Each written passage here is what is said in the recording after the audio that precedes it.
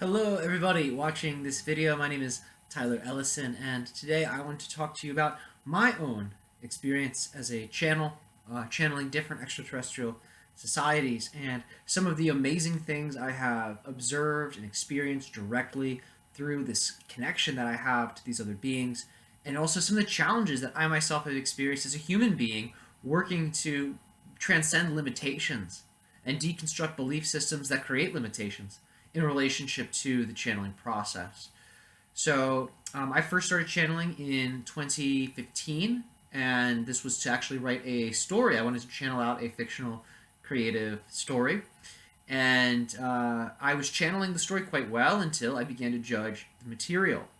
And that was when I found I was creating roadblocks. And I was like, oh, I don't like the way the story is going. I should give up on it. And then I discontinued the channeling process for the story.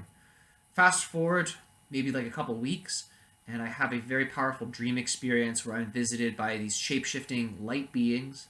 They appear as just beautiful women. I was so attracted to them, and they just seemed so like amazingly like innocent and sweet. And then we're hanging out in a beach house, and all of a sudden they shapeshift into light beings, like they're glowing with light, and I get overwhelmed with this feeling of unconditional love that's so strong that I seamlessly wake up from the dream state into the waking state. And the feeling of love is almost like carrying my consciousness out of the dream into waking. And I'm like, I wake up like holding my heart, like just so amazed. I'm like, oh my goodness, like what is this feeling? And it was a very very powerful dream. So I decided to channel vocally the contents of the dream, the characters from the dream, to attempt to get more clarity into what the dream was representing. And I found that the interpretations I got from the dream were very useful, very applicable, and that is what got me on the path to vocally channeling. Um, and I will say, vocally channeling has been an amazing experience. I will continue to do it probably until my last days on Earth. I really intend to go deeper into it and really give myself to it fully as an extension of my passion and what I love to do. And I want to talk to you now about some of the challenges and some of the beautiful experiences I have had from vocally channeling. One of the things I have experienced through vocally channeling that is absolutely amazing is I will get tools, I will get meditation techniques, I will get perspectives and give perspectives, I guess, right, that I can use to be able to navigate the reality in some powerful ways. So I have applied multiple teachings that just come through during the channeling state, and I'll record it and listen to it, and then I will apply it myself in my own personal life. Apply the teachings, apply the messages, and they work.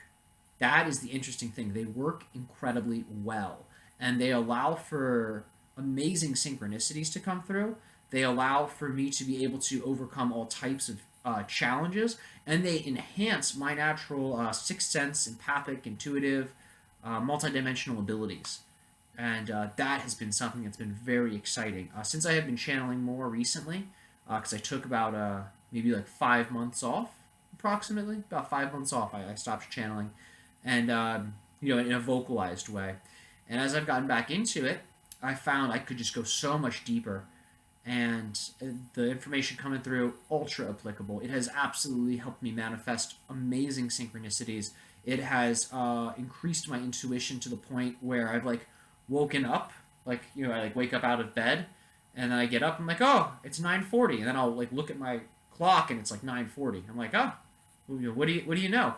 Or like I'll ask my guides, like I'll be like, okay, what type of relationship am I gonna have with this person, right? Maybe it's a romantic thing, and I'm like, what is in the cards? Is this going to be someone I can have like a very deep romantic connection with? And I'll get answers of like, not yet. This person's not ready yet. And then I'll get a message from the person being like, hey, I'm like not ready yet. I'm really into you, but I gotta focus on me. And it's crazy because I will be getting these messages and then I'm watching their reality play out. And these are some of the amazing things I have seen from channeling. And I mean, I could go on. I really could. I have had some major challenges from channeling.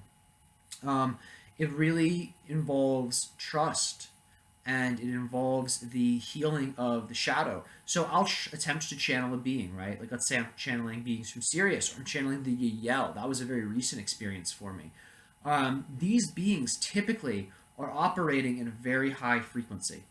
So that means when I initially channel them, I might not actually get them the first time. What do I mean by that? I mean, I can still connect to them and the bridge is there. But what will be happening is it won't be a clean communication link between me and them. Because I actually, in order to let them come through, I have to process and transform my own shadow in relationship to the aspects of it that are actually obstructing the message. And I have experienced firsthand channelings I've done before where elements of my own self would come out instead of, the pure perspective of these beings. And I have learned over time to pay extra attention to the material, to not just take it as truth when I channel something, to be like, okay, let's listen, let's feel for the heart connection, let's try out some of the teachings. Like, is this empowering? Is this helpful? Where is this coming from? And through paying attention to that, I have been able to determine, in my own point of view, how strong these connections are upon re-listening to the recordings. And I had actually recently released a video from the EL where I had attempted to channel them, and they were coming through. But what was coming out in this particular recording I had done was actually a lot of my own judgments, my own projections, and I could still feel their energy. Like, I'll listen to the video and I'm like, whoa, okay, I feel them, and then I feel like me. I feel me acting like them, but processing my own stuff vocally. And that is something that actually happens while channeling. I think this is a very common theme for channelers, where our own shadow will access the channeling state because we're giving it a voice. We are presenting an opportunity for the shadow to express itself, because normally the shadow is repressed. But in channeling, you're just letting anything out, right? So the shadow will oftentimes be like, oh, look, I can get processed here. I can get released here. So oftentimes when we're channeling these very high frequency beings, the aspects of us that are blocking, us from moving forward in our life, or maybe are blocking the information or the connection, will come out during that time because it's saying, look, I can get processed now.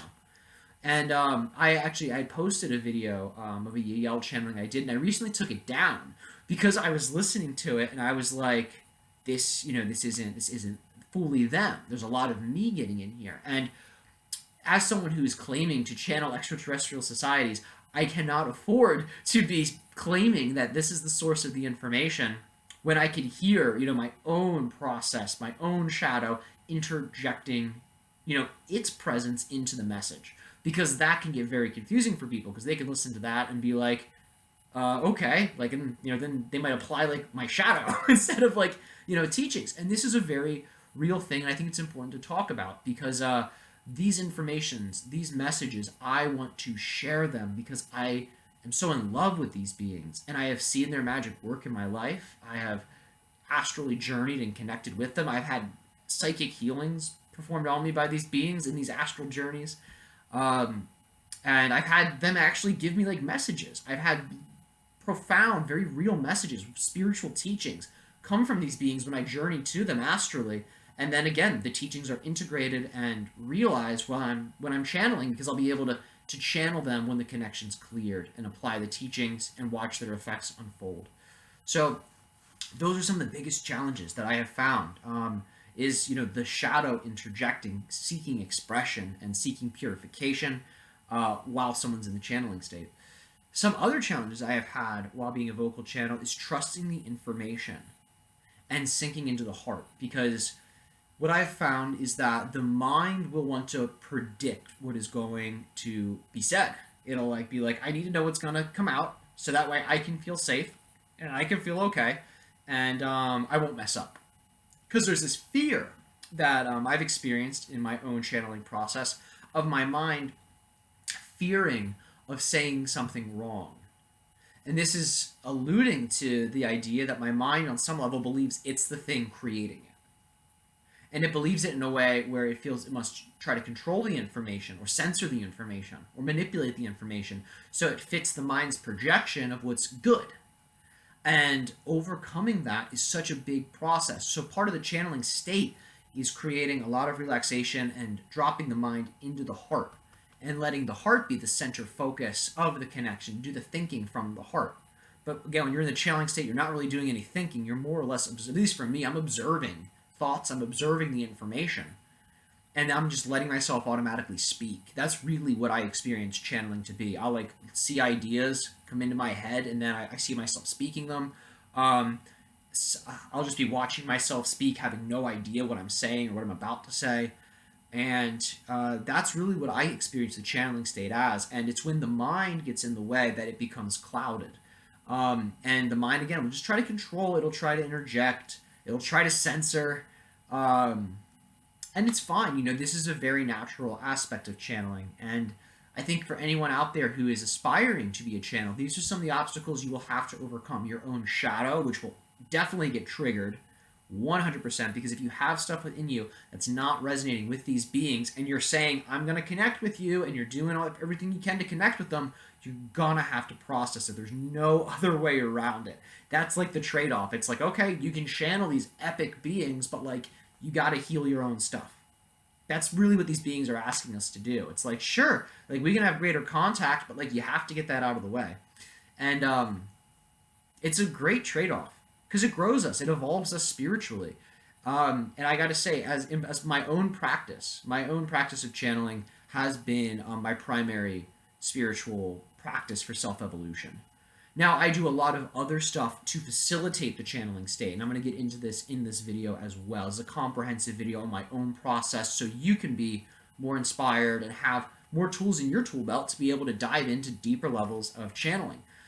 So one of the major spiritual practices that I do besides channeling is called Dao Yin, or Qi Gong, as it's referred to in its contemporary terminology. It just means energy work, and it comes from East Asia, and it is all about it's the movement of energy through the body, the circulation of what the ancients would call qi.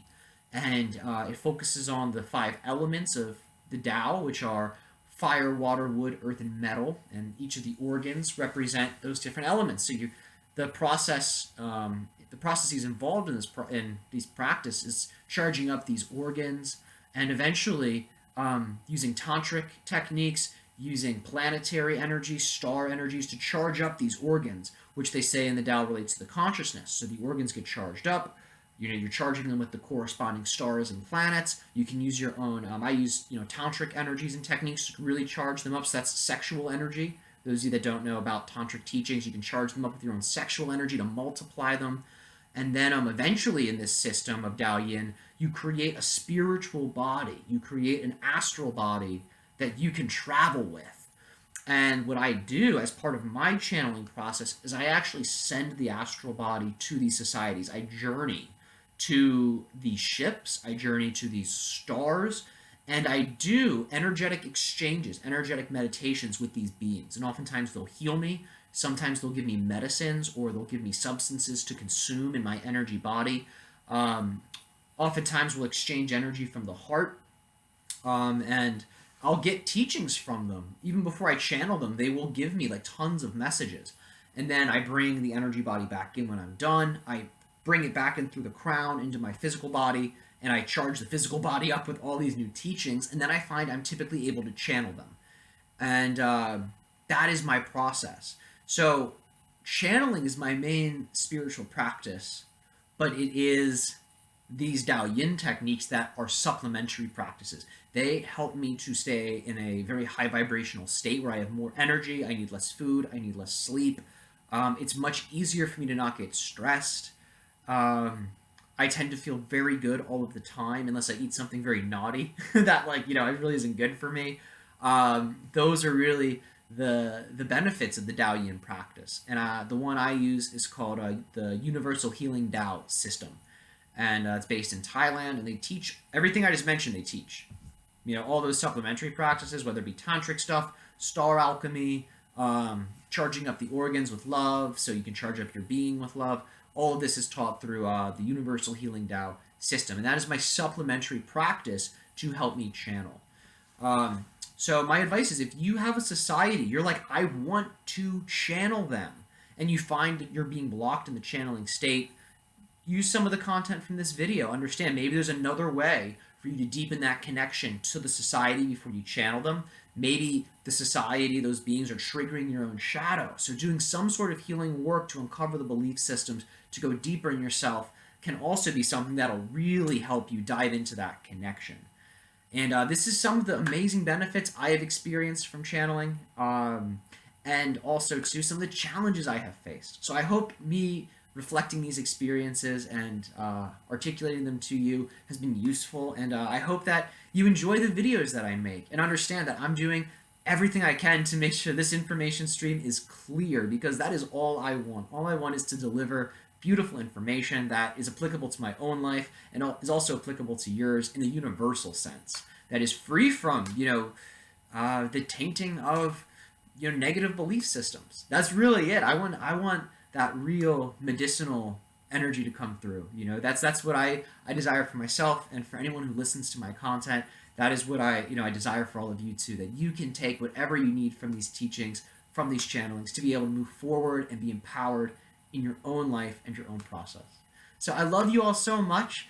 Thank you all for tuning in. I'll be doing a new video soon, channeling grays.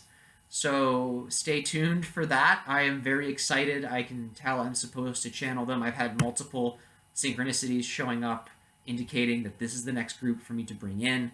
If you want one-on-one sessions with me, I have a list of all of the different beings I can bring forth. If you want to get on my YouTube page, any being that I have a channeled recording of, any society, that is fair game. So that means if you want to talk to Arcturians, we can do that. If you want to talk to Pleiadians, we can do that. If you want to talk to the Shalanaya, we can do that. If you want to talk to, hopefully, the Greys, I imagine we're soon going to be able to do that too once this communication link is established. And it's just going to keep growing. I am going to continuously expand this because I know I can. I know I'm being guided to do it.